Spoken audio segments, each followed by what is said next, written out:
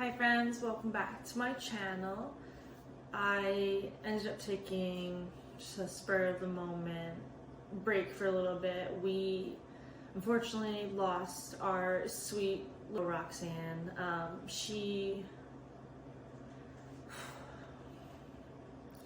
been a few weeks now. It's actually been 3 weeks today since we unfortunately had to put her down, and goodness, there's nothing that words are hard right now, to say the least. It is something that you know is gonna cross your path at some point when you love an animal, but you're just never really ready for it, to be honest. And we did not want her to suffer more than she needed to, and that's why we made the decision we did. But it hurts. It hurts a lot, to be honest, and we're just doing our best. Sorry, it's been, like I said, 3 weeks, and it hasn't gotten any easier, to be honest. And when you have an animal that has been around for so much, I rescued her when my son was only 5 months old, so the two of them grew up together. They have an amazing bond with each other. I do with her too. She's been there as my rock through so many years and so many challenges and happy moments, and she's just, I say she is because she still is.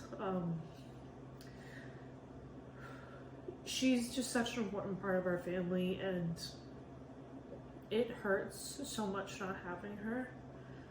I knew I'd get back into all this. I kept going through the motions of thinking, like, what am I gonna say? I don't really know what to say. And I think the important thing to remember is that I don't need to know what to say, and I don't need to know what to do. I just need to do my best, you know? And that's what I'm trying to do. I'm just thinking back on all the happy memories we have with her, all the great pictures and videos, and her running around in the snow in New York. And I mean, she got this last snowfall here in January. Just if you're going through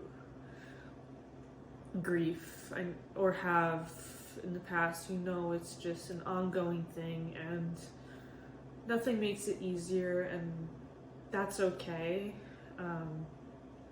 You just need to do your best with it each and every day, and goodness, does it hit me out of nowhere sometimes. I'm still not fully there yet, and I don't think I will be for a little bit, but I just wanted to say thank you for all your prayers and thoughts about her, and all the sweet messages that you sent our way. It's very appreciated, and it does not go unrecognized, even if I don't get a chance to respond, because I just still don't, even 3 weeks later, I still don't really have the words to where I am right now or anything, but we just really appreciate it. Sorry, I told myself I wasn't gonna cry for this, but you know how that goes. You tell yourself you're not gonna do something and it happens anyways, because you just have no control over it. So I'm just gonna let myself be for that. Before she passed, I had started a DIY video, and so that's what I'm going to share with you guys today. So I know I had shared some of the fall clearance stuff a while back on my Instagram, and I was able to score one of these bowls, and I had actually bought it regular price because I just loved it. I thought it was a great all-round piece, but there was this one I had seen on Pottery Barn that I absolutely love. You know, Pottery Barn stuff is beautiful. I love everything about it except for the price tag sometimes. So I wanted to create my own version of a dupe of the bowl. So I was able to snag this at 70% off, and I'm going to show you how we can take this bowl right here and turn it into this bowl right here today. So I think it would be awesome for just some like dried artichokes, some beads if that's what you prefer. I would love to do a floral arrangement in it as well, but if you want to see how I got this to this, stay tuned for the rest of my video.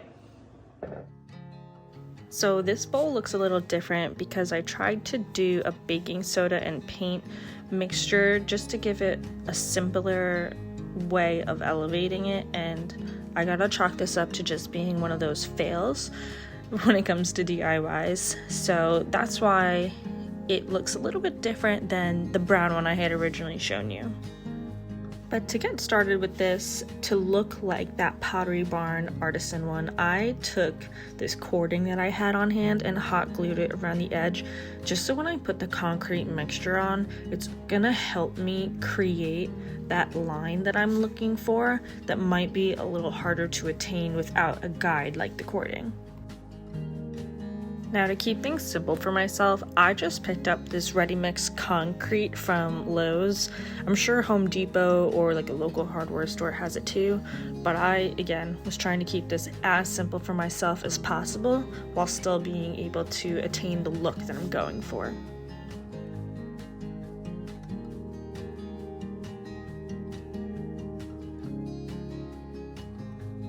So here's what it looked like after let it dry for a couple days. I'm going to spray paint it so there's a base coat before I hand paint so this light gray isn't showing through.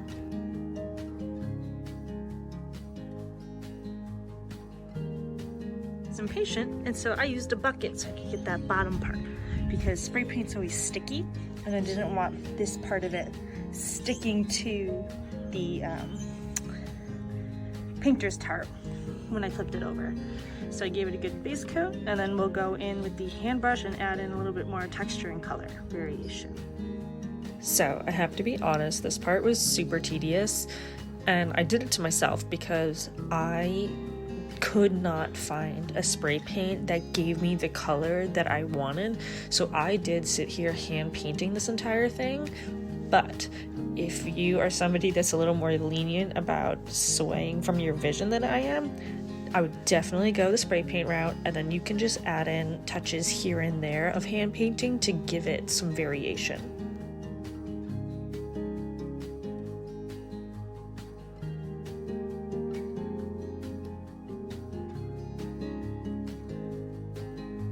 So for this floral arrangement, I really wanted to stick to neutrals with pops of greenery. I love peony, however you say it. I love those flowers. They're one of my favorites. So I really wanted that to be like the driving point for this arrangement.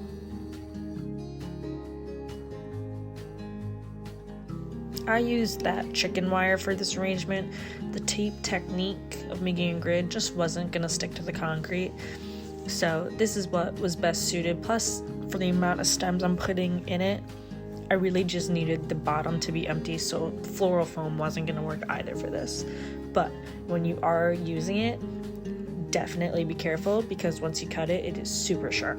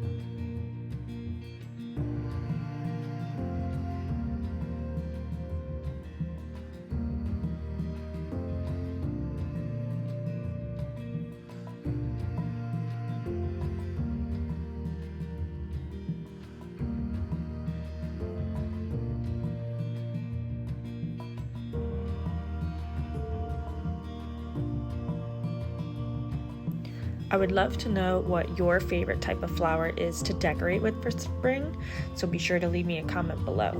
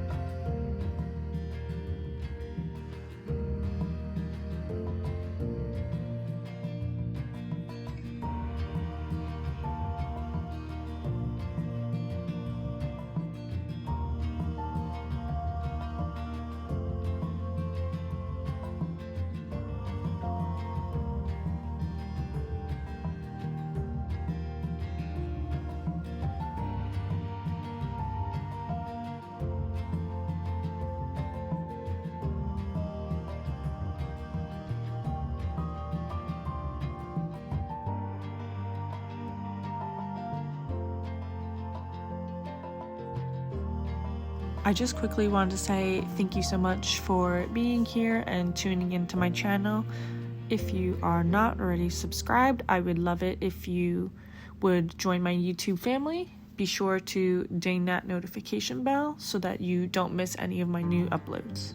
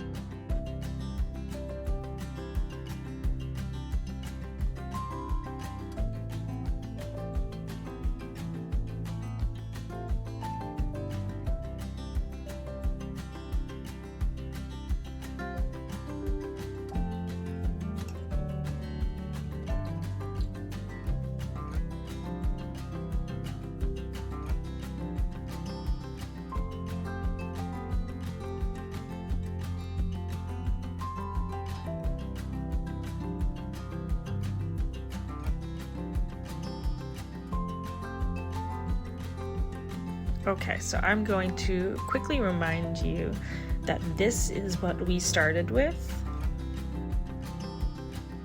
and this is what we turned out with. I absolutely love how this turned out. It is the perfect focal point on our kitchen island, and it's going to be so fun to just add in little pops of color come the summer.